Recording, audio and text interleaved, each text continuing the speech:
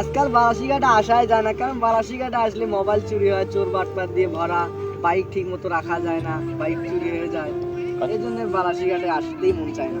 এই বন্ধু, আজকে আমাদের বালাসিঘাটে এসেছি, আজকে আমাদের একটা ফোন চুরি করতে হবে। আমার কাছে একটা বুঝছো? টাকা নাই, ফোনটা বিক্রি করে কিন্তু তারা আমার দেখি আগে কোথায় ফোন পাওয়া যায় নাকি।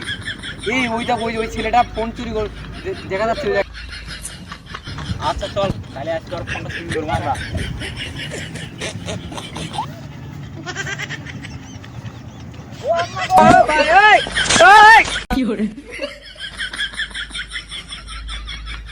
ফোনটা দেখি আমার বন্ধু, এই ফোনটা যে চুরি গেল, দেখি কি ফোন?